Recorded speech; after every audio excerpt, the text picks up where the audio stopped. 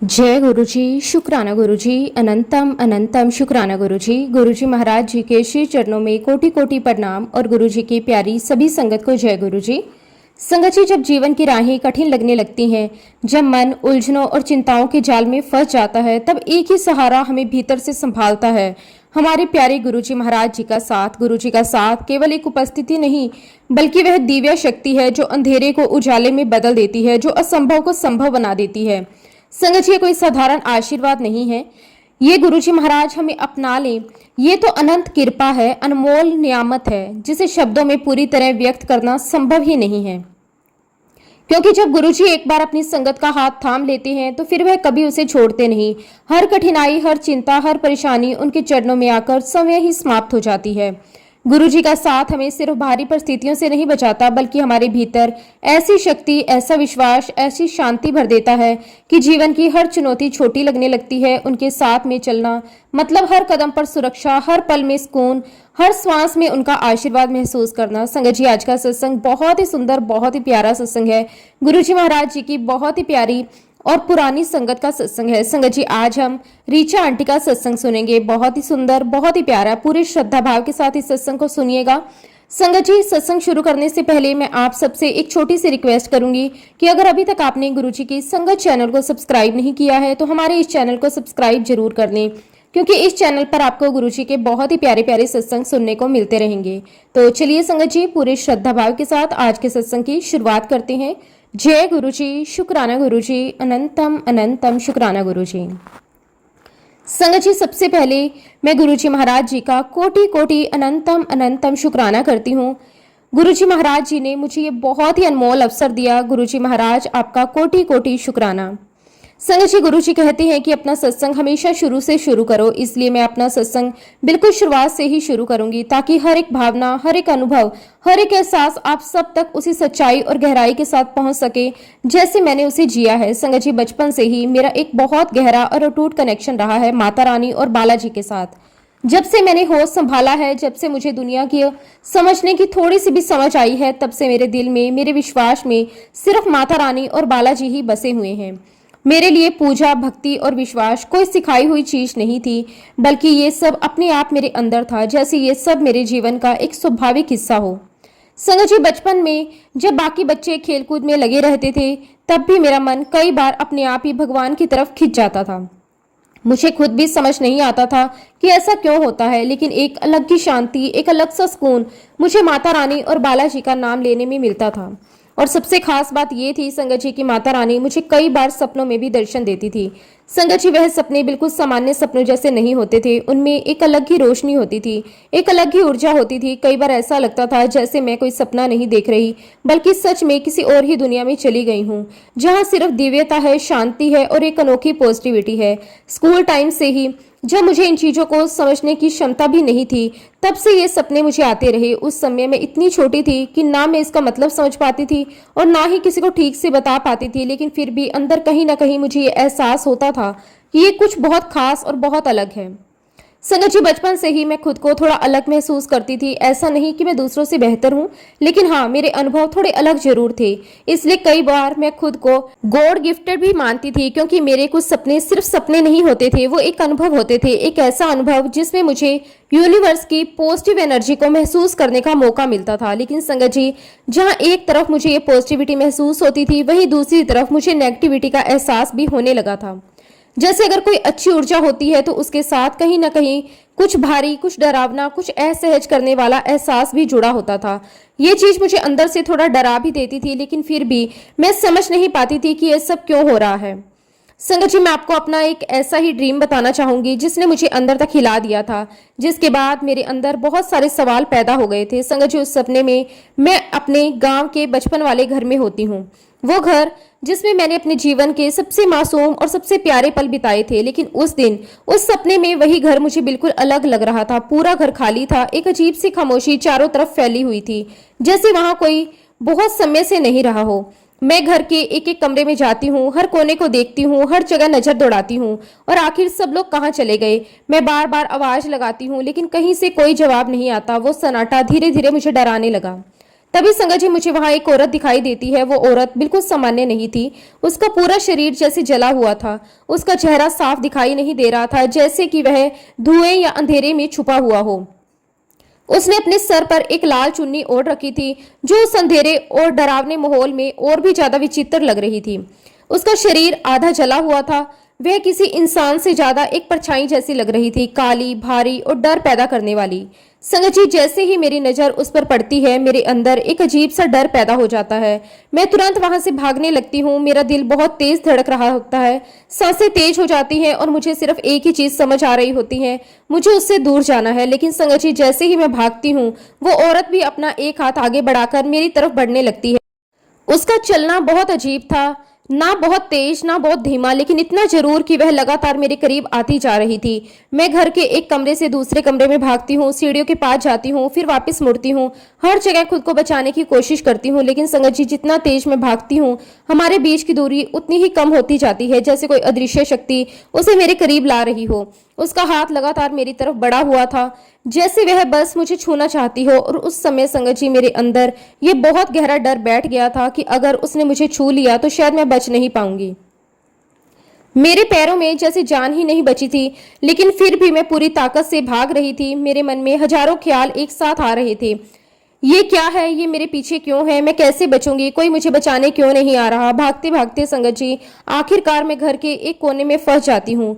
वो एक ऐसा कॉर्नर था जहां से आगे जाने का कोई रास्ता नहीं था। मेरे सामने दीवार थी और पीछे वो औरत धीरे धीरे मेरे पास आ रही थी।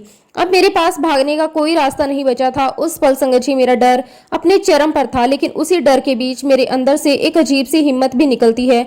मैं जोर से चिल्लाकर उसे कहती हूँ, मेरे पास बिल्कुल भी मत आना, वरना अच्छा नहीं होगा। मेरी आवाज में डर भी था, गुस्सा भी था और एक चेतावनी भी थी। लेकिन संगत जी, वो औरत बिना रुके, बिना कुछ कहे लगातार मेरी तरफ बढ़ती जा रही थी, जैसे उसे मेरी बातों से कोई फर्क नहीं पड़ रहा। मैं फिर से उसे जोर से कहती हूँ, मैंने बोला ना, मेरे पास मत आना, वरना देखना क्या होता है तेरे साथ। लेकिन संगत जी, वह महिला नहीं रुकती। मेरी चेतावनी जैसे उसके लिए कोई मायने ही नहीं रखती। हमारे बीच की दूरी लगातार कम होती जा रही थी। उसका बढ़ा हुआ हाथ अब मेरे बहुत करीब आ चुका था। मुझे साफ महसूस हो रहा था कि बस एक पल और वह मुझे छू लेगी। उस समय संगत जी, मेरे दिल की धड़कन इतनी तेज हो चुकी थी कि जैसे सीने से बाहर आ जाएगी।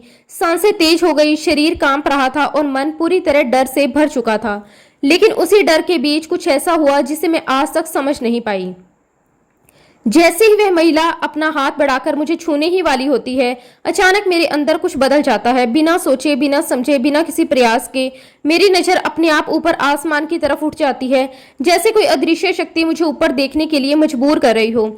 मेरे दोनों हाथ अपने आप जुड़ जाते हैं। संगत जी, उस पल ऐसा लग रहा था जैसे मैं खुद नहीं हूँ, जैसे कोई और मुझसे ये सब करवा रहा है। और फिर संगत जी, मेरे मुंह से बहुत ही सच्चे मन से, पूरे विश्वास के साथ, पूरे समर्पण के साथ शब्द निकलते हैं, ओम नमः शिवाय, ओम नमः शिवाय, ओम नमः शिवाय, 3 बार, बहुत गहराई से, बहुत शक्ति के साथ। संगत जी, जैसे ही मैंने ये मंत्र बोला, उसी क्षण कुछ ऐसा हुआ जिसे शब्दों में पूरी तरह बयां करना आसान नहीं है। देखते ही देखते एकदम से चारों तरफ एक येलो कलर का बहुत ही तेज, बहुत ही स्ट्रॉन्ग, बहुत ही चमकदार ओरा बन जाता है। वह कोई हल्की सी रोशनी नहीं थी, बल्कि बहुत ही मजबूत, बहुत ही घना, लगभग 3 से 4 इंच मोटा एक दिव्य कवच था, जैसे किसी ने मुझे चारों तरफ से पूरी तरह सुरक्षित कर लिया हो। वो ओरा इतना शक्तिशाली था कि मुझे उसके अंदर खड़े होकर एकदम सुरक्षित महसूस हो रहा था, जैसे अब मुझे कुछ भी नहीं हो सकता, जैसे अब कोई भी नेगेटिव शक्ति मेरे पास नहीं आ सकती। संगत जी, वह महिला जो मुझे छूने ही वाली थी, उसका हाथ सीधे मुझ पर आने की बजाय उस ओरे से टकराता है, और जैसे ही उसका हाथ उस दिव्य सुरक्षा कवच को छूता है, एकदम से एक झटका सा लगता है। वो महिला हवा में उछल जाती है, जैसे किसी ने उसे बहुत जोर से पीछे धकेल दिया हो। वह सीधा जाकर घर के बाहर गिरती है। उस पल संगत जी, मैं बस वहीं खड़ी रह जाती हूँ, पूरी तरह शॉक्ड, पूरी तरह स्तंभ। मुझे समझ नहीं आ रहा था कि अभी अभी हुआ क्या है। डर जो कुछ समय पहले अपने चरम पर था, वो एकदम से गायब हो चुका था। उसकी जगह एक अजीब सी शांति, एक गहरा सुकून और एक सुरक्षा का एहसास आ गया था, जैसे किसी ने मुझे अपनी गोद में लेकर सुरक्षित कर लिया हो। लेकिन संगत जी, इसके बाद जो बात मेरे मन में आई, वो और भी ज्यादा हैरान करने वाली थी। मैं यहाँ पर आपको एक बहुत जरूरी बात बताना चाहती हूँ। मैंने कभी भी शिव जी की पूजा नहीं की थी, कभी भी नहीं। मुझे बस इतना पता था कि शिव भगवान है, और ये भी पता था कि भोलेनाथ के मंदिर में जाकर जल चढ़ाया जाता है, बस। इसके अलावा मुझे उनके बारे में कुछ खास जानकारी नहीं थी। संगत जी, सच कहूं तो मैंने भोलेनाथ को कभी उस तरह याद भी नहीं किया था जैसे हम अपने आराध्य को करते हैं। अगर मुझे कभी किसी भगवान को याद करना होता तो मेरे मुंह से सोते जागते सिर्फ माता रानी का ही नाम निकलता था। और अगर कभी मुझे कोई नेगेटिव एक्सपीरियंस होता, डर लगता या कुछ भी अजीब महसूस होता, तो मैं तुरंत हनुमान चालीसा पढ़ने लग जाती थी। वो मेरे लिए सुरक्षा का माध्यम था, वही मेरी आदत बन चुकी थी। ये बात अलग है संगत जी कि मेरे घर के मंदिर में भोलेनाथ की तस्वीर जरूर लगी हुई थी। जब भी मैं वहां से गुजरती तो हाथ जोड़कर प्रणाम कर लेती थी। अगर कभी रास्ते में भोलेनाथ का मंदिर दिख जाता तो मैं दूर से ही हाथ जोड़कर उन्हें नमस्कार कर देती थी। लेकिन बस इतना ही, इससे ज्यादा कुछ नहीं। इसलिए संगत जी, जब मैं उस सपने से उठी तो मैं बहुत ज्यादा शौक थी। मेरे मन में बार बार एक ही सवाल आ रहा था, मैंने कभी अपनी लाइफ में ओम नमः शिवाय नहीं कहा, तो मैं सपने में ये मंत्र कैसे बोल रही थी। जब मुझे डर लगा तो मैंने माता रानी को क्यों नहीं पुकारा, जैसे कि मैं हमेशा करती हूँ। मेरे मुंह से अपने आप ओम नमः शिवाय कैसे निकल गया। ये बातें मेरे लिए बिल्कुल नई थी, बिल्कुल अनजानी थी। संगत जी, मैं इस बात को समझ ही नहीं पा रही थी। मैं बार बार उसी पल को याद करती रही, उसी सीन को अपने दिमाग में दोहराती रही, लेकिन मुझे कोई जवाब नहीं मिला। लगातार 2 से 3 दिन तक मैं बस इसी बारे में सोचती रही। मैं अपने रोजमर्रा के काम भी करती, लोगों से बात भी करती, लेकिन अंदर ही अंदर मेरा मन उसी घटना में अटका हुआ था। मैं इस बात को भूल नहीं पा रही थी। जितना मैं उसे भूलने की कोशिश करती, उतना ही ये मेरे दिमाग में और गहराई से बैठता जाता, जैसे कोई मुझे बार बार उस ओर ध्यान देने के लिए कह रहा हो। धीरे धीरे संगत जी, मेरे मन में एक क्यूरियोसिटी जागने लगी, एक गहरी जिज्ञासा कि आखिर ये शिव है कौन। कौन है जो उन्होंने बिना मेरे याद किए, बिना मेरी भक्ति किए, बिना मेरे बुलाए मुझे इतने बड़े संकट से बचा लिया। कौन है वो जिनकी शक्ति इतनी प्रबल है, एक मंत्र बोलते ही मेरे चारों तरफ दिव्य सुरक्षा कवच बन गया। कौन है वो जिन्होंने मुझे उस नेगेटिव शक्ति से बचाया, जबकि मैं तो उन्हें जानती भी नहीं थी। संगत जी, ये सवाल मेरे अंदर गूंजने लगे थे। यही जिज्ञासा धीरे धीरे बढ़ती गई। और संगत जी, बात लगभग कोविड के समय की है। उस समय सब लोग घर पर ही थे, बाहर जाना कम हो गया था और काफी समय खाली मिलता था। तब मैंने सोचा कि क्यों ना कुछ मूवी या सीरीज देखी जाए। और क्योंकि मेरे मन में भोलेनाथ को जानने की इतनी गहरी इच्छा जाग चुकी थी, इतनी क्यूरियोसिटी थी, इसलिए मैंने सोचा कि अब मैं भोलेनाथ के बारे में जानूं, उनके बारे में देखूं, समझूं और महसूस करूं। तो संगत जी, उस वक्त मैंने महादेव देखना शुरू कर दिया था। और सच कहूं तो ये सिर्फ एक सीरीज देखना नहीं था, ये एक यात्रा की शुरुआत थी, एक ऐसी यात्रा जो मुझे अंदर से बदलने वाली थी। संगत जी, आप यकीन नहीं करोगे, मैं एक दिन में 15 से 20 एपिसोड देखने लग गई। सुबह उठते ही मन करता कि बस महादेव देखूं, दिन भर मौका मिलता तो वही, रात को सोने से पहले वही। जैसे मेरा मन, मेरी सोच, मेरी भावना सब कुछ धीरे धीरे उसी में डूबता जा रहा था। ऐसा लगने लगा जैसे मैं कोई कहानी नहीं देख रही, बल्कि खुद उस दुनिया का हिस्सा बनती जा रही हूँ। हर सीन, हर डायलॉग, हर लीला मेरे दिल को छू रही थी। मैं कभी मुस्कुराती, कभी भावुक हो जाती, कभी आंखों में आंसू आ जाते और कभी कभी तो बस स्क्रीन को देखकर शांत हो जाती। संगत जी, धीरे धीरे मैं शिव में इतनी रम गई कि मुझे बाकी दुनिया का होश ही नहीं रहा। घर के काम, लोगों की बातें, फोन, सब कुछ जैसे सेकेंडरी हो गए थे। मेरे लिए सबसे जरूरी बस एक ही चीज थी, भोलेनाथ। लेकिन संगत जी, दिल के अंदर एक बहुत गहरी भावना भी थी, एक विनम्रता कि मेरी क्या औकात है मैं उनसे खुद कनेक्ट हो जाऊं। मैं अंदर ही अंदर ये महसूस करती थी कि ये सब मेरी कोशिश नहीं है, ये सब उनकी कृपा है। उन्होंने सही समय आने पर खुद मुझे अपने पास बुलाया है। उन्होंने ही मेरे अंदर ये जिज्ञासा डाली, उन्होंने ही मुझे अपनी ओर खींचा। और संगत जी, जैसे जैसे मैं उन्हें देखती गई, उनके बारे में जानती गई, वैसे वैसे मेरे जीवन में बदलाव आने लगे। फिर तो संगत जी, मुझे बहुत सारे एक्सपीरियंस होने लगे, बहुत सारे सपने आने लगे। और ये सपने भी सामान्य नहीं थे। हर सपना जैसे कोई संदेश लेकर आता था, कोई एहसास देकर जाता था। कई बार ऐसा होता था कि मैं जागते हुए भी कुछ महसूस करती थी, एक ऊर्जा, एक उपस्थिति, जैसे कोई मेरे साथ है। और हर बार ये अनुभव, हर एहसास, संगत जी, शिव जी ने मुझे ये यकीन दिलाया कि वो हर पल मेरे साथ है। संगत जी, मेरे मुंह से दिन रात ओम नमः शिवाय ही निकलता था। ये मैं कोई जानबूझकर किया गया जाप नहीं था, ये अपने आप हो रहा था। ऐसा एक भी पल नहीं जाता जब मैं उन्हें याद नहीं करती थी या उन्हें थैंक यू नहीं बोलती थी। चलते फिरते, काम करते, बैठते उठते, हर समय बस वही नाम, वही सिमरन। कभी कभी तो मुझे बहुत आश्चर्य होता कि ये मेरे अंदर हो क्या रहा है, लेकिन साथ ही एक सुकून भी था कि जो भी हो रहा है बहुत ही पवित्र, बहुत सही है। संगत जी, इन्हीं सब अनुभवों के बीच मैं आपको एक ऐसा सपना सुनाना चाहती हूँ जिसने मेरे जीवन की दिशा ही बदल दी, जिसके बाद मैं गुरुजी महाराज जी से कनेक्ट हुई और उनकी राह पर चल पड़ी। संगत जी, उस सपने में मैं खुद को एक बहुत ही शांत, बहुत ही सुंदर जगह पर पाती हूँ। वो एक पहाड़ था, एक ऊंचा पहाड़, जहाँ चारों तरफ खुला आसमान था, हवा बहुत साफ थी, बहुत शुद्ध, जैसे वहाँ कोई भी अशुद्धता हो ही नहीं सकती। मैं वहां खड़ी होकर उस व्यू को एंजॉय कर रही थी, चारों तरफ नजर घुमा रही थी, पहाड़ों की ऊंचाई, आसमान की विशालता और उस जगह की शांति को महसूस कर रही थी। वहां एक अजीब सी शांति थी संगत जी, एक ऐसी शांति जो दिल को बहुत गहराई तक छू जाती है, जैसे अंदर का हर शोर अपने आप शांत हो जाए। और तभी संगत जी अचानक मेरी नजर सामने जाती है और मैं देखती हूँ, उसे देखकर मैं कुछ पल के लिए बिल्कुल स्थिर हो जाती हूँ। मेरे सामने समय सती माता खड़ी थी। उनका रूप बहुत ही दिव्य था, बहुत ही शांत, बहुत ही सौम्य। उनके चेहरे पर एक प्यारी सी मुस्कान थी जो सीधे दिल में उतर रही थी। वो मेरी तरफ देख रही थी और उनकी आंखों में एक अपनापन था, एक ममता थी, जैसे वो मुझे बहुत पहले से जानती हो। फिर संगत जी वो मुझे अपनी तरफ हल्का सा इशारा करती है, जैसे मुझे अपने पीछे आने के लिए बुला रही हो। मैं बिना कुछ सोचे, बिना कुछ पूछे उनके पीछे पीछे चल पड़ती हूँ, जैसे मेरे अंदर कोई सवाल ही नहीं है, सिर्फ एक विश्वास है कि जहाँ वो ले जा रही हैं वो सही है। संगत जी हम चलते गए और एक बहुत ही ऊंचे पहाड़ पर पहुंचते हैं, पहले से भी ज़्यादा ऊंचा, पहले से भी ज़्यादा दिव्य। और जैसे ही मैं वहां पहुंची, मेरी नज़र सामने जाती है और मैं देखती हूँ कि वहां समय शिव जी खड़े हैं। संगत जी उस पल को शब्दों में बयां करना बहुत मुश्किल है। मैं जहाँ खड़ी थी वहीं खड़ी रह जाती हूँ, मेरे कदम जैसे वहीं रुक जाते हैं, मेरा मन, मेरा शरीर, सब कुछ जैसे थम सा जाता है। मेरे सामने मेरे भोलेनाथ खड़े हैं, वही जिनके बारे में मैं दिन रात सोचती थी, जिनका नाम मेरे मुंह से हर समय निकलता था और आज मेरे सामने है। संगत जी उस पल मेरे अंदर बहुत सारी भावनाएं एक साथ आ जाती हैं। मैं उनसे कुछ अपने मन के सवाल करती हूँ जो मैं बहुत समय से अपने अंदर दबाए बैठी थी। और संगत जी बात करते करते मेरी आंखों से आंसू बहने लगते हैं और मैं रोते रोते भोलेनाथ से कहती हूँ, भोलेनाथ मैं आप पर पूर्ण विश्वास करती हूँ। मेरी आवाज़ कांप रही थी लेकिन उसमें सच्चाई थी, पूरी श्रद्धा थी। लेकिन संगत जी वो मुझे कुछ नहीं कहते, वो बस मेरी तरफ देखते हैं एक हल्की सी मुस्कान के साथ। उनकी एक मुस्कान बहुत गहरी थी, जैसे उसमें कुछ खास छुपा हुआ हो, जैसे बिना कुछ कहे वह सब कुछ कह रहे हों।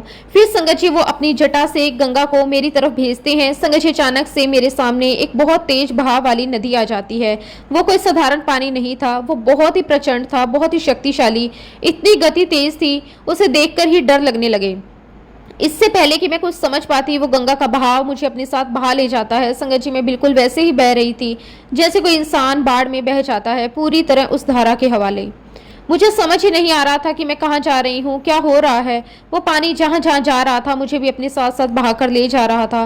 और संगत जी उस पानी में सिर्फ पानी ही नहीं था, उसमें बहुत सारे सांप भी थे। चारों तरफ हर दिशा में पानी के साथ साथ सांप बह रहे थे। वह दृश्य बहुत ही भयानक था। मेरे पूरे शरीर में सनसनाहट होने लगी, मुझे गूज़बम्स आने लगे, दिल में डर बढ़ता जा रहा था। मैं उस बहाव में खुद को संभालने की कोशिश कर रही थी लेकिन वह संभव नहीं था।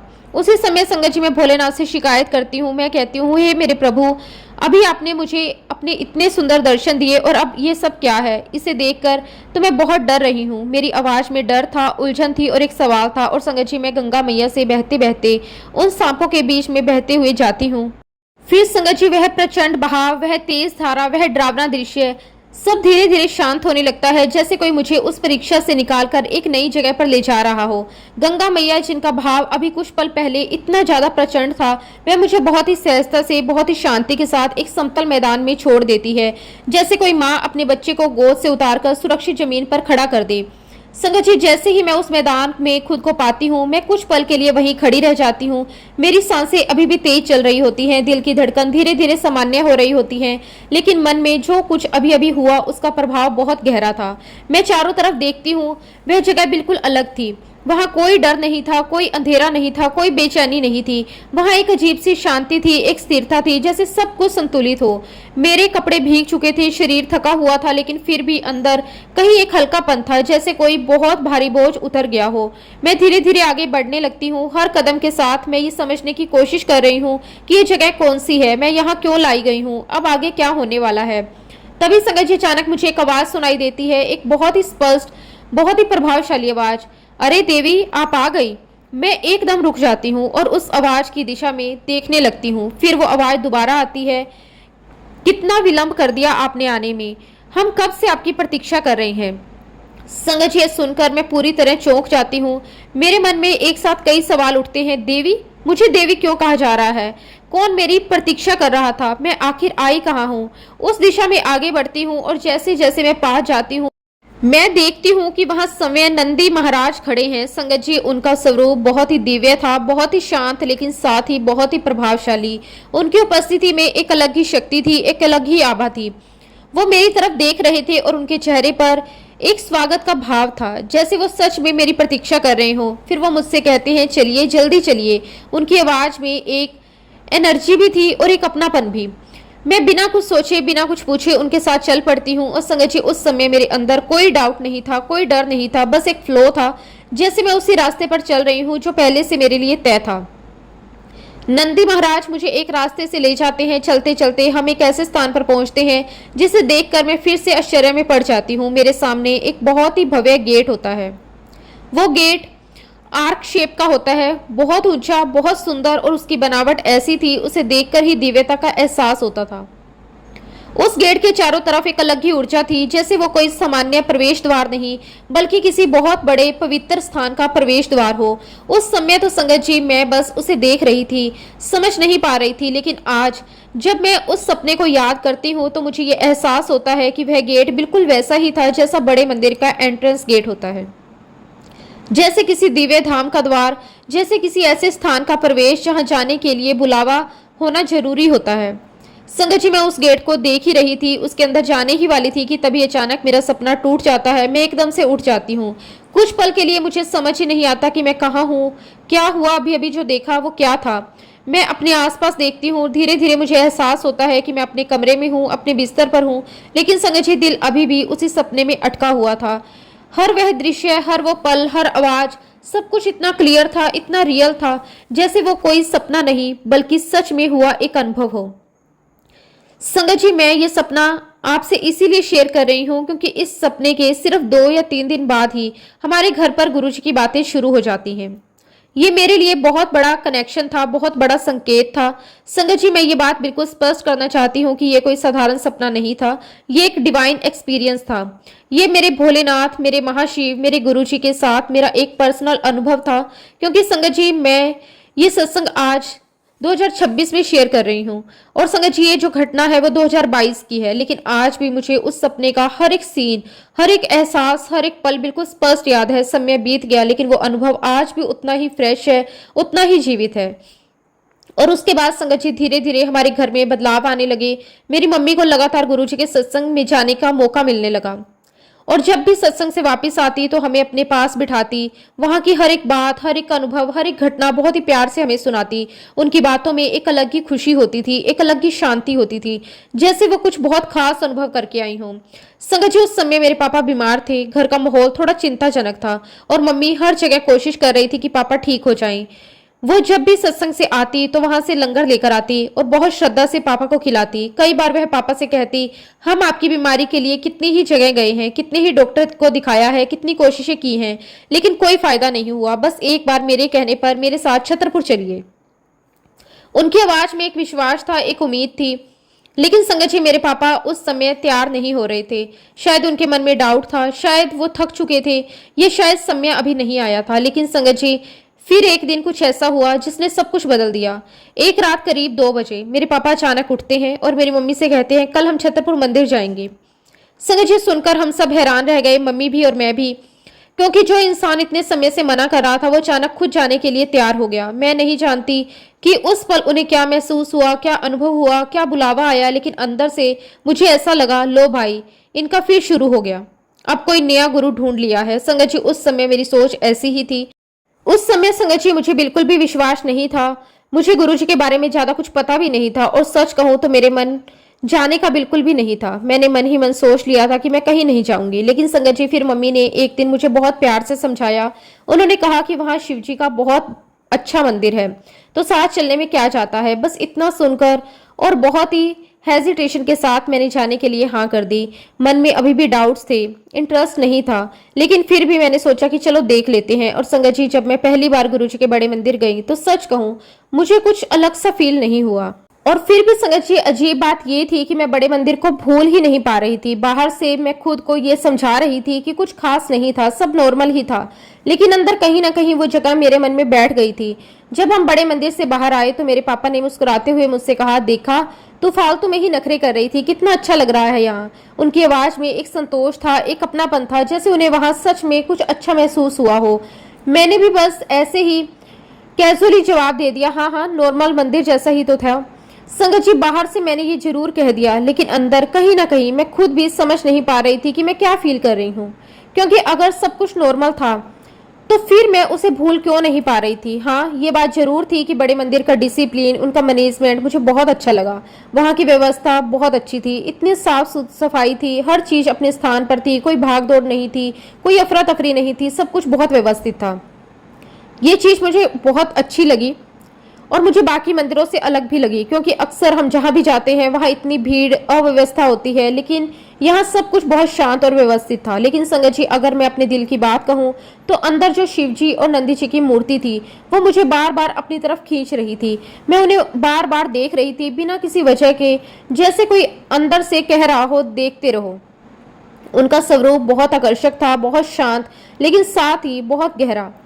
ऐसा लग रहा था जैसे उनमें कोई ऊर्जा है जो बिना बोले ही बहुत कुछ कह रही है। बाकी सब चीजें मुझे एवरेज ही लगी। मैं खुद को यही समझा रही थी कि कुछ खास नहीं है, लेकिन जब मैं बाहर आई और मैंने गणेश जी और शिव जी का फाउंटेन देखा तो वो मुझे बहुत प्यारा लगा। पानी की धारा, उसके साथ जुड़ी हुई वो दिव्यता, वो दृश्य बहुत सुंदर था, बहुत स्मूथ था, जैसे कुछ पल के लिए मन वही ठहर जाए। लेकिन संगत जी जब मैंने लंगर किया तो वहीं से असली बदलाव शुरू हुआ। संगत जी मैं शब्दों में पूरी तरह बयान नहीं कर सकती, लेकिन वह लंगर मुझे बिल्कुल अलग लगा।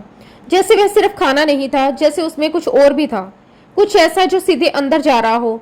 मुझे ऐसा महसूस हुआ जैसे मेरे शरीर का एक एक ऑर्गन, मेरा एक एक सेल उस लंगर के साथ एक डिवाइन एनर्जी को फील कर रहा है। जैसे हर निवाला मेरे अंदर कुछ बदल रहा हो, जैसे कोई बहुत पॉजिटिव, बहुत प्योर ऊर्जा मेरे अंदर फैल रही हो। उस समय संगत जी मुझे खुद समझ नहीं आ रहा था कि ये क्या हो रहा है, लेकिन इतना जरूर महसूस हो रहा था कि कुछ अलग है, कुछ खास है, जैसे अंदर कहीं कोई बदलाव हो रहा है, एक बहुत ही गहरा बदलाव। मेरे पापा मुझे देख रहे थे और वो हंसने लगे। फिर उन्होंने मुझसे कहा, अब से मंत्र जाप किया कर, बाकी सब मंत्र पूजा पाठ छोड़ दे, बस एक यही नियम है लाइफ का। संगत जी उनकी बात बहुत सिंपल थी, लेकिन उसमें गहराई थी, जैसे उन्होंने कुछ समझ लिया हो जो मैं अभी नहीं समझ पा रही थी। लेकिन संगत जी उस समय मैंने पापा की बात नहीं मानी, क्योंकि सच कहूं तो मुझे अभी तक गुरुजी से कोई खास कनेक्शन फील नहीं हुआ था और मैं अभी भी कंफ्यूजन में थी, डाउट में थी, और शायद मेरा समय अभी नहीं आया था। संगत जी मुझे याद है मैंने अपनी 11th क्लास की एक फ्रेंड के स्टेटस पर गुरुजी को पहले भी देखा था। वो अक्सर उनके फोटो और स्टेटस और सत्संग रिलेटेड चीजें डालती रहती थी। उस समय मेरी सोच कैसी थी, मैं मन ही मन यही सोचती थी, ये कैसी बेवकूफ़ इंसान है, भला कोई इंसान भगवान कैसे हो सकता है। क्या ये न्यूज़ नहीं देखती आजकल कितने पखंडी गुरु होते हैं, उनके ऊपर तो इतनी मूवीज भी बन चुकी है, पढ़ी लिखी है, फिर भी ऐसा कैसे कर सकती है। संगत जी ये सब मेरे मन के थॉट्स थे। मैंने कभी उससे जाकर कुछ नहीं कहा, लेकिन अंदर ही अंदर मैं उसे जज जरूर करती थी। ऐसे एक दो इंसिडेंट्स हुए जहां गुरुजी का नाम या उनकी फोटो देखी, लेकिन मैंने कभी उन्हें सीरियसली नहीं लिया, मैंने कभी उन्हें माना ही नहीं। मेरे लिए वो बस गुरु थे जिन पर लोग अंधा विश्वास करते हैं। लेकिन संगत जी जिंदगी में कुछ चीज़ें ऐसी होती हैं जो धीरे धीरे हमें बदलती हैं बिना हमें पता चले। फिर एक दिन ऐसा आता है जब हम खुद को पहचान नहीं पाते। ऐसा ही कुछ मेरे साथ भी होने वाला था। एक बार की बात है संगत जी, मैं ऑफिस से अपने घर कश्मीरी गेट जा रही थी। शाम का समय था और हमेशा की तरह मेट्रो स्टेशन पर ज्यादा भीड़ थी। इतनी भीड़ की लोग एक दूसरे से चिपक के खड़े हुए थे, सांस लेना भी मुश्किल हो रहा था, एक पैर रखने की जगह तक नहीं थी। हर कोई बस किसी तरह अंदर जाने की कोशिश कर रहा था। मैं भी उसी भीड़ का हिस्सा थी, खुद को संभालते हुए, बैलेंस बनाते हुए बस खड़ी थी। तभी संगत जी मेरी नजर एक लड़की पर पड़ती है और जो मैं देखती हूँ वो उस भीड़ में बहुत अलग था। वो लड़की बहुत आराम से, बिल्कुल बिना किसी धक्का मुक्की के उस भीड़ में एंटर करती है, जैसे भीड़ उसे खुद रास्ता दे रही हो। वो सीधे आकर मेरे पास खड़ी हो जाती है। संगत जी उसके चेहरे पर एक अलग ही शांति थी, कोई जल्दी नहीं, कोई परेशानी नहीं, कोई इरिटेशन नहीं, जैसे वो उस भीड़ का हिस्सा होकर भी उससे अलग हो। तभी मेरी नज़र उसके हाथ पर जाती है। उसके हाथ में एक थाली थी, लंगर प्रसाद की थाली। संगत जी उस भीड़ भाड़ वाले शोर शराबे वाले माहौल में वो बहुत आराम से उस थाली का ढक्कन खोलती है और वहीं खड़े खड़े लंगर प्रसाद करने लगती है, जैसे वह कहीं और हो, जैसे उसके लिए वो भीड़ मायने ही नहीं रखती हो। और संगत जी जैसे ही उसने उस थाली का ढक्कन खोला, एक बहुत ही प्यारी और बहुत ही सुकून देने वाली खुशबू वहां फैल जाती है। संगत जी वो खुशबू इतनी अलग थी, इतनी प्योर थी कि एक पल के लिए मेरा ध्यान पूरी तरह उसी तरफ चला गया। संगत जी उस दिन जब मैं उस भीड़ में खड़ी थी और उस लड़की के हाथ में वो लंगर प्रसाद की थाली देख रही थी, वो खुशबू को महसूस कर रही थी, उस समय मेरे अंदर से अपने आप एक बहुत ही सच्ची, बहुत ही मासूम सी प्रार्थना निकली। मैंने मन ही मन यूनिवर्स से कहा कि अगर ये सच में कोई डिवाइन प्रसाद है, अगर इसमें सच में कोई दिव्य शक्ति है, तो मुझे भी कभी इसके योग्य बनाना, मुझे भी ऐसा अवसर देना कि मैं भी इस प्रसाद को ग्रहण कर सकूं। संगत जी उस समय मैंने ये बात बस यूं ही कह दी थी, बिना ज्यादा सोचे, बिना ये समझे कि मैं क्या मांग रही हूँ, लेकिन शायद वो प्रार्थना कहीं सुन ली गई थी।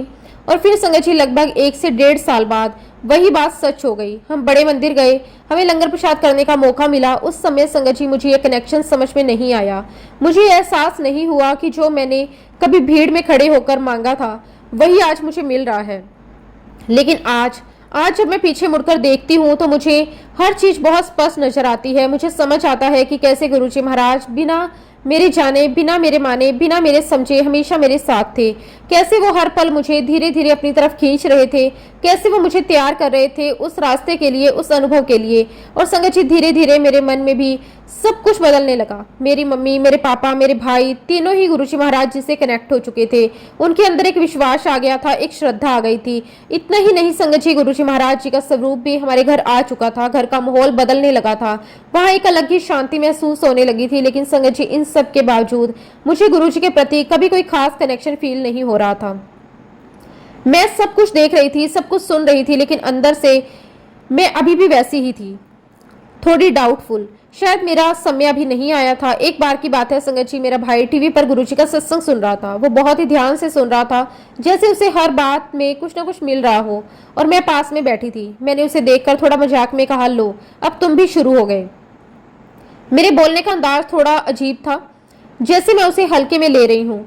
तभी मेरे भाई ने मेरी तरफ देखा और बहुत ही सीरियस होकर कहा, अरे तू इनको मानती क्यों नहीं है? ये सच में है, ये सच में शिव जी का अवतार है। संगत जी उसकी आवाज में एक विश्वास था, एक दृढ़ता थी। लेकिन उस समय मुझे उसकी बातों पर विश्वास नहीं हुआ। फिर उसने मुझे गुरुजी महाराज जी के बहुत सारे वीडियोस दिखाने शुरू किए कि मैं क्या कर रही थी। मैं हंस रही थी। मैंने उससे कहा ये सब कुछ एडिटिंग है।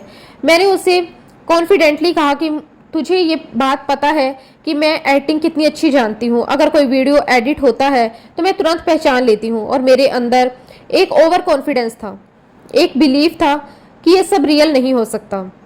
मेरे भाई ने बहुत ही शांत होकर जवाब दिया, मैं मानता हूँ बहुत सारे वीडियो एडिट भी होते हैं, लेकिन जो मैं तुझे दिखा रहा हूँ वो एडिट नहीं है। ये सच में गुरुजी के चमत्कार हैं। उनकी बातों में संगत जी एक अलग ही विश्वास था। मैंने उन वीडियोस को ध्यान से देखना शुरू किया। संगत जी मैंने उन वीडियोस को एक बार नहीं, कम से कम 10 बार रिपीट में देखा होगा। हर बार मैं ये देखने की कोशिश करती थी कि कोई एडिटिंग तो नहीं, कोई ट्रिक तो नहीं। लेकिन जितना मैं देखती उतना ही मुझे लगता कि इसमें कुछ अलग है, कुछ ऐसा जो एक्सप्लेन नहीं कर पा रही मैं। एक वीडियो था संगत जी जिसमें एक अंकल गुरुजी के दरबार में बैठे होते हैं और उनके सामने एक दिया जल रहा होता है, और जैसे जैसे वो जय गुरुजी बोलते हैं वो दिया अपने आप हिलने लगता है। एक बार नहीं, बार बार, हर बार जब वो जय गुरुजी कहते हैं और वो दिया मूव करता है। संगत जी जैसे उस वीडियो को बहुत ही ध्यान से देखा, बार बार देखा, एक एंगल से देखा, दूसरे एंगल से देखा, लेकिन मुझे उनमें कहीं भी एडिटिंग नजर नहीं आई। वो बिल्कुल रियल लग रहा था। फिर भी संगत जी एक और वीडियो मैंने देखा जिसमें एक अंकल गुरुजी की गद्दी पर माथा टेकते हैं और जैसे ही वो झुकते हैं वहां जो शेडो बनी होती है उस शेडो में से एक हाथ निकलता है और उन्हें आशीर्वाद देता है। संगत जी ये दृश्य देखकर मैं कुछ पल के लिए शांत हो गई। और संगत जी उसके बाद मैंने वो वीडियो कई बार देखा, एक बार देखा, 2 बार देखा, हर बार वही चीज उतनी ही क्लियर। अब मेरे अंदर थोड़ी सी कंफ्यूजन शुरू हो गई, क्योंकि जो मैं मानती थी अब वो हिलने लगा था, मेरे लॉजिक से हिलने लगे थे। उसके बाद संगत जी मैं सत्संग सुनती रही, पहले कैजुअली, फिर थोड़ा ध्यान से, फिर धीरे धीरे मन से, और फिर मेरे पास गुरुजी की पुरानी संगत के सत्संग आने लगे। उनके एक्सपीरियंस, उनकी कहानियां, उनकी फीलिंग्स, मैं सब कुछ सुनने लगी। और इन्हीं सब के बीच एक दिन मुझे एक ऐसी बात पता चली जिसने मुझे अंदर से हिला दिया। संगत जी मुझे पता चला कि गुरुजी महाराज जी तो चोला छोड़ चुके हैं। इससे पहले संगत जी मुझे यह बात बिल्कुल भी नहीं पता थी कि गुरुजी महाराज चोला छोड़ चुके हैं। मेरे लिए तो सब कुछ नया था। मैं धीरे धीरे इस राह को समझ रही थी, लेकिन जब मुझे ये पता चला तो एक पल के लिए मैं रुक गई, थोड़ा सा शौक भी हुई और साथ ही मेरे मन में एक सवाल भी आया, अगर गुरुजी अब इस दुनिया में शरीर रूप में नहीं है तो फिर लोग आज भी उनसे इतना कनेक्ट कैसे हैं। फिर संगत जी मैंने देखा, सुना और महसूस किया कि गुरुजी के चोला छोड़ने के बाद भी उनकी संगत आज भी उनकी प्रेजेंस को फील करती है। लोग आज भी कहते हैं कि गुरुजी उनके साथ हैं, उनकी मदद करते हैं, उन्हें रास्ता दिखाते हैं, उनकी प्रार्थनाएं सुनते हैं। संगत जी ये सब सुनकर मेरे मन में एक क्यूरियोसिटी तो जरूर बढ़ी, लेकिन सच कहूँ तो उस समय भी मेरा मन पूरी तरह से कन्विंस्ड नहीं हुआ। मैं अभी भी बीच में ही थी, ना तो पूरी तरह मान रही थी और ना ही पूरी तरह मना कर पा रही थी। फिर भी संगत जी मैंने और सत्संग सुनने शुरू किए, पुरानी संगत के अनुभव सुने, अलग अलग लोगों की कहानियां सुनी, उनके जीवन में आए बदलाव सुने। हर सत्संग में कुछ ना कुछ ऐसा होता था जो दिल को छू जाता था, लेकिन फिर भी मेरे अंदर का डाउट पूरी तरह खत्म नहीं हो रहा था। और फिर संगत जी एक दिन मैंने एक सत्संग सुना नारंग अंकल का, और सच कहूँ तो वही टर्निंग पॉइंट था मेरा। जैसे ही मैंने उस सत्संग को सुना मेरे अंदर सब कुछ बदल गया। उस समय तो उन्होंने बताया कि कैसे शुरुआत में गुरुजी से मिलने के बाद वो कनेक्टेड नहीं थे, वो भी कंफ्यूजन में थे, डाउट में थे, ठीक वैसे ही जैसे मैं थी। फिर गुरुजी ने शौर्य अंकल से कहकर उनको सत्संग सुनवाया और धीरे धीरे वो कनेक्ट हो गए। संगत जी जब मैं ये सुन रही थी तो मुझे ऐसा लग रहा था जैसे कोई मेरी ही कहानी मुझे सुना रहा है, जैसे वो मेरे ही मन की बात बोल रहा है। फिर उन्होंने एक बहुत ही गहरी बात कही, there is no coincidence, everything is guru ji महिमा, शिव जी की महिमा। संगत जी ये लाइन मेरे दिल में उतर गई, जैसे किसी ने अंदर कहीं एक दरवाजा खोल दिया हो। और उसी पल सच में मेरे अंदर एक चेतना जागी, एक रियलाइजेशन हुआ कि सच में संगत जी कुछ भी कोइंसिडेंस नहीं होता, हर चीज, हर घटना, हर अनुभव कहीं ना कहीं जुड़ा हुआ होता है। उस पल से संगत जी मुझे महसूस होने लगा कि कैसे पल पल हर समय गुरुजी महाराज मेरे साथ हैं। मैं चाहे उनका नाम लूं या ना लूं, मैं चाहे उनका मंत्र जप करूं या ना करूं, लेकिन वो हर पल हर स्थिति में मेरे साथ रहे हैं। मुझे अचानक से बहुत सारी बातें याद आने लगी, जैसे मेरे जीवन के सारे डॉट्स कनेक्ट होने लगे। मुझे ये भी याद आया कि मैंने महादेव सीरियल में देखा था कि शिव जी कई बार इंसान का रूप लेकर धरती पर आते हैं जब जब हमें उनकी आवश्यकता होती है। और उस समय संगत जी ये बात सिर्फ एक कहानी नहीं लग रही, बल्कि एक सच्चाई जैसे महसूस हो रही थी। उसके बाद संगत जी मैंने एक और वीडियो देखी, एकता कपूर के घर पर गुरुजी के सत्संग की। ये देखकर मुझे लगा कि कितने बड़े बड़े लोग भी उनसे जुड़े हुए हैं। फिर मैंने विवेक ओबराय और गोविंदा को बड़े मंदिर में देखा। मुझे ये समझ आने लगा कि ये सिर्फ आम लोगों तक सीमित नहीं है, हर तरह के लोग, हर जगह के लोग उनसे जुड़े हुए हैं। फिर संगत जी मैंने बिग बॉस में भी मनारा चोपड़ा को देखा, वो भी गुरुजी का ब्रेसलेट पहन के रखती थी। ये सब देखकर मेरे अंदर जो डाउट था वो धीरे धीरे संगत जी वो सही होने लगा, सोल्व होने लगा। लेकिन सबसे बड़ी बात संगत जी जो मेरे साथ होने लगी वो ये थी कि मैं जहां भी जाती, जिस भी ऑटो में बैठती, जिस भी दुकान में जाती, मुझे वहां गुरुजी का स्वरूप दिखाई देने लगा। कहीं कोई फोटो लगी हुई मिलती, कहीं छोटा सा मंदिर होता, कहीं उनका स्टिकर लगा होता, जैसे वो हर जगह मौजूद हों, जैसे वो बार बार मुझे अपनी प्रेजेंस का एहसास करवा रहे हो। तभी संगत जी अचानक से मेरे जीवन के सारे डॉट्स कनेक्ट होने लगे। मुझे समझ में आने लगा कि कितनी बार, कितनी ही सिचुएशंस में गुरुजी महाराज जी ने मुझे बचाया। कितनी बार मैं दुर्घटनाओं से बची जहां कुछ भी हो सकता था लेकिन कुछ नहीं हुआ। कितनी बार मैं इतनी गंभीर बीमारी हुई जहां डॉक्टर तक कह चुके थे कि इसे घर ले जाओ, अब इसका इलाज नहीं हो सकता, लेकिन संगत जी वहीं पर गुरुजी महाराज जी ने मुझे ठीक करवाया, वो भी बिना किसी बड़े इलाज के, फ्री में आयुर्वेदिक मेडिसिन से। कितनी बार ऐसा हुआ कि सिचुएशन ऐसी बनी कि किसी और की गलती की वजह से मैं अपने मम्मी पापा का ट्रस्ट खो सकती थी, सब कुछ गलत हो सकता था, लेकिन वहां भी गुरुजी महाराज जी ने सब कुछ संभाल लिया। हर बार, हर जगह, हर परिस्थिति में उन्होंने मुझे संभाला, मुझे बचाया, मुझे रास्ता दिखाया। संगत जी मैं ये सब सोचती हूँ तो सच में मुझे एक दिन भी ऐसा याद नहीं आता जिस दिन मुझे गुरुजी महाराज जी की डिवाइन प्रेजेंस का एहसास ना हुआ हो, एक दिन भी नहीं। यही रियलाइजेशन, यही एहसास मेरे दिल को पूरी तरह भर देता है शुक्राने से। इसलिए संगत जी दिल से बहुत गहराई से मैं कहना चाहती हूँ कि गुरुजी महाराज आपका अनंतम अनंतम शुक्राना, आपका कोटि कोटि शुक्राना। आपने मुझे बचाया, आपने बिना मेरे जाने मेरे लिए सब कुछ किया। संगत जी गुरुजी महाराज जी ने मुझे इतनी सुंदर जर्नी दी है, इतने प्यारे अनुभव दिए हैं, इतने गहरे एहसास दिए हैं कि आज मैं जो कुछ भी हूँ, जैसी भी हूँ, वो सब उनकी ही कृपा है, उनकी ही महिमा है। मैं गुरुजी महाराज जी का बहुत बहुत शुक्राना करती हूँ। गुरुजी महाराज जी ने मुझे खुद से कनेक्ट किया, इन सभी ब्लेसिंग्स के लिए मैं गुरुजी का जितना भी शुक्राना करूं उतना कम है। मैं जानती हूं कि अभी भी कोई ऐसी संगत है जो मेरा सत्संग सुन रही होगी, अभी पूरी तरह से गुरुजी से कनेक्ट नहीं है, तो मैं उन सभी संगत से इतना ही कहूंगी कि दिमाग का काम नहीं है, इसमें तो माया है, वो तो भटकाएगी ही। आप तो बस गुरुजी महाराज जी से दिल लगाओ, तभी आपको गुरुजी मिलेंगे। आप जिस भी डिवाइन पावर को मानते हो उसमें भी आपको गुरुजी महाराज ही दिखाई देंगे। अगर आपको सत्संग का बुलावा आए तो जरूर जाओ। सत्संग जाने के लिए मना मत करो। अगर पूरा कनेक्शन नहीं भी फील करते हो तब भी जाओ। संगत जी, आज हम सब जो गुरुजी महाराज जी के साथ कनेक्टेड हैं, कभी ना कभी आपको भी ऐसा ही फील हुआ होगा, लेकिन हमें प्यार करना खुद गुरुजी ने ही सिखाया है। आपको बस प्रेजेंट होना है उनके आगे। उनकी डिवाइन स्कूल में एडमिशन वो टाइम आने पर खुद ही दे देंगे। और अगर फिर भी आपका कनेक्शन उनके साथ ना बने तो किसी भी रीज़न से प्लीज़ उनका अपमान मत करना, कोई मजाक मत बनाना, क्योंकि गुरुजी महाराज बहुत बहुत बहुत पावरफुल हैं। शुक्राना गुरुजी, आपका अनंतम अनंतम शुक्राना। आपने जो मुझे डिवाइन अनुभव करवाए हैं उस हर एक पल का शुक्राना। मेरे पूरे परिवार को अपने साथ जोड़ने का शुक्राना।